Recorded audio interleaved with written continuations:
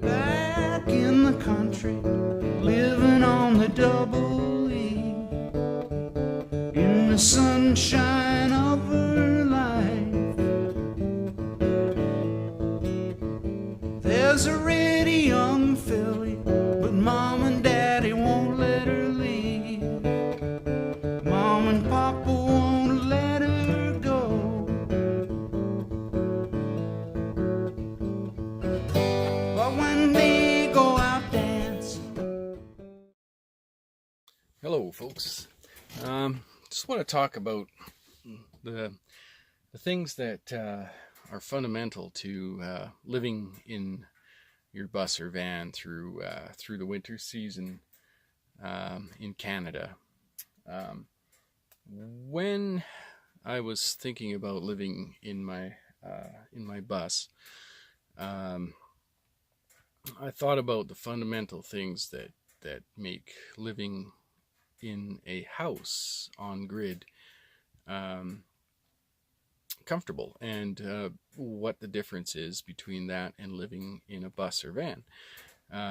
Obviously, the space is a big difference, and but what else about your home, your on-grid home, makes it cozy, comfortable to live in, sustainable to live in?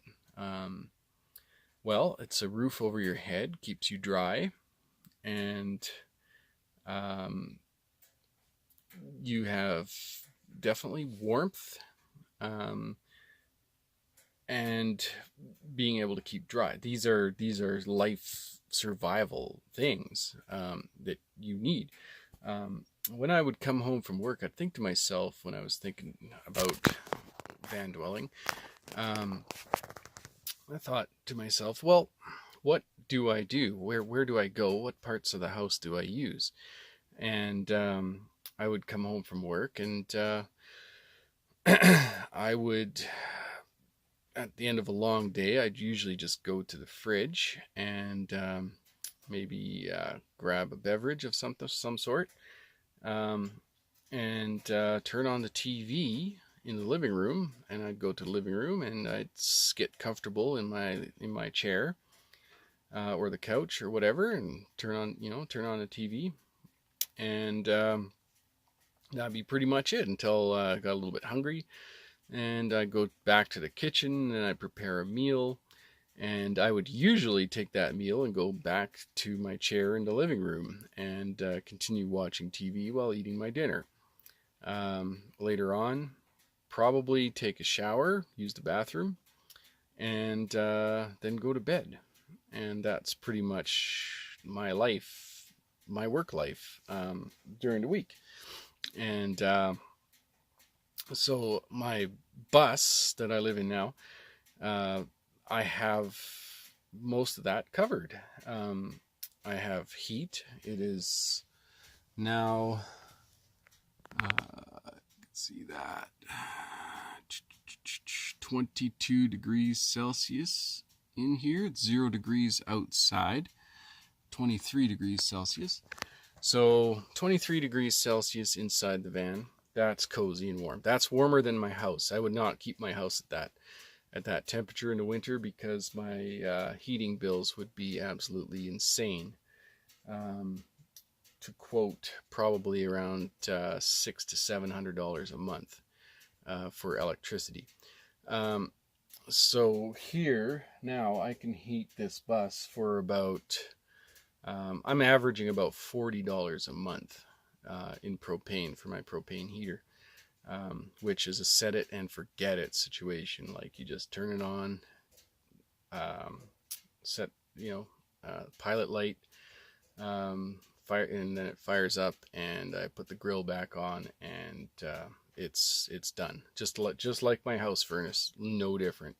no different. Still got a thermocouple.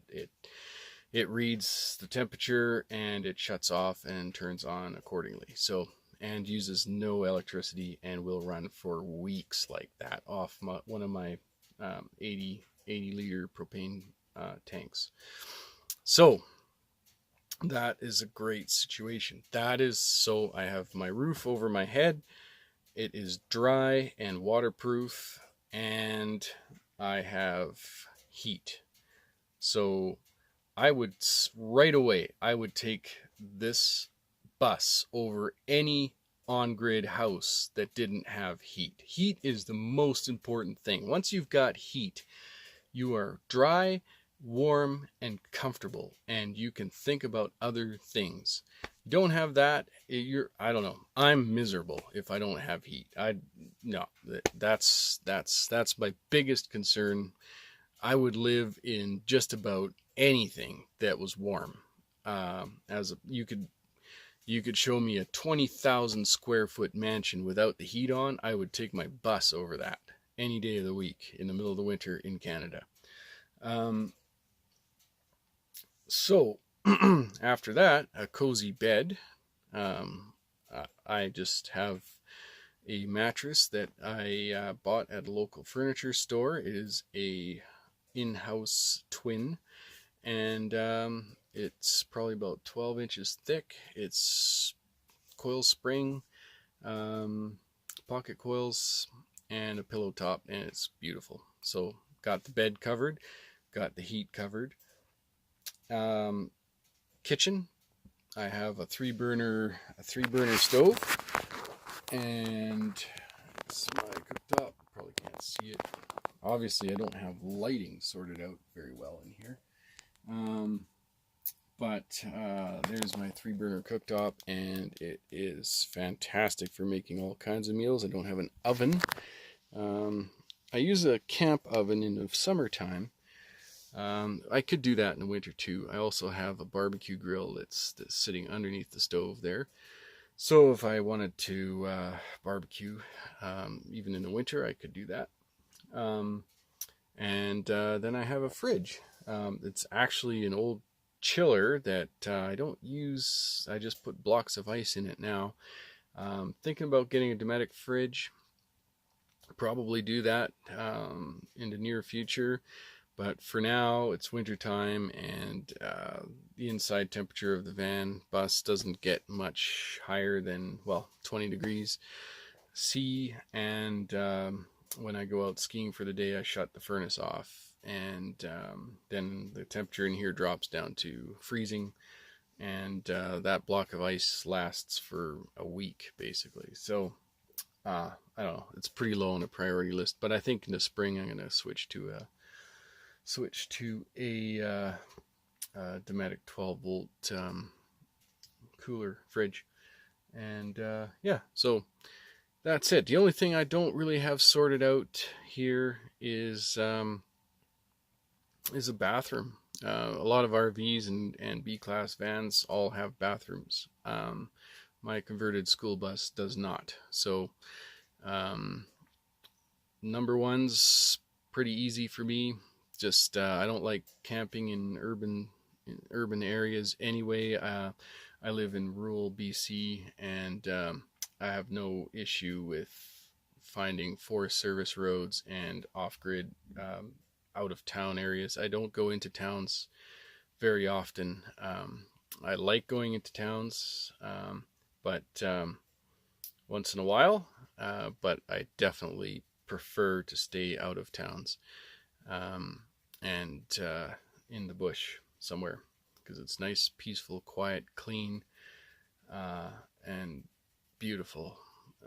And you have access to the trail networks, which is what I like to do with my spare time. Is when there's no snow, I like to ride my mountain bikes, and when there's snow, I like to ski. All sorts of skiing, downhill, cross country, backcountry, touring.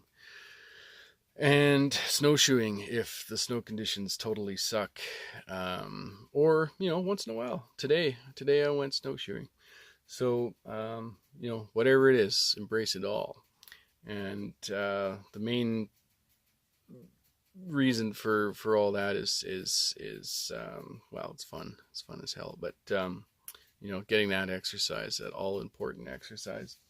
So anyway, yeah, that's I think anybody thinking about van life or watching this video and hating van life for some reason, you're probably missing one of those things. You're probably missing either you got leaks in your roof, or you don't have adequate heat or adequate refrigeration or stove or a bathroom. And there's many ways around that bathroom as well. I just washed my hair about 10 minutes ago because it's very easy. I just have, I was out skiing all day and, or snowshoeing today, and got kind of sweaty, and I don't like falling asleep on my pillow with sweaty, gross hair. So, it's a piece of cake. I just boiled up some water on the stovetop and went about 60, probably about or 70 cold to 30 hot split in a bowl, nice sized salad bowl, and I put that on top of a Tupperware lid to catch the excess water, and I can easily wash my hair within, it took me 5 minutes to do the job. So now I got nice clean hair. It smells like pert. When I rest my head on my pillow tonight, it's not going to smell like sweat. So beautiful. And the rest of your body you can do easily with a sponge. So that's the shower situation. And if I care to, I didn't even care to do that today, but if I wanted to, I could fire up the kerosene heater. It'll hit 40 degrees, which is, I don't know, that's in Fahrenheit. It's hot, in the hundreds. And, no problem having a sponge bath when it's 40 degrees Celsius in your bus. And having the capability to do that is awesome. So, yeah, that's what I would say. Like, you got those angles covered. You should be a happy bus or van dweller.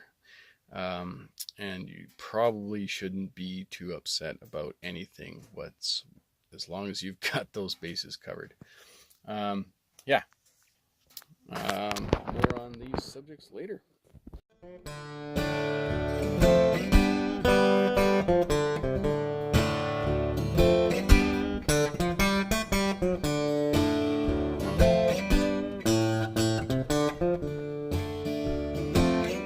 When the red light shines on the streets of hate, where the devil dines, who knows what he ate? It's a simple thing, trying to stay afloat. The captain said, without his boat, some things are getting better, other things a little worse. It's a situation much like a curse.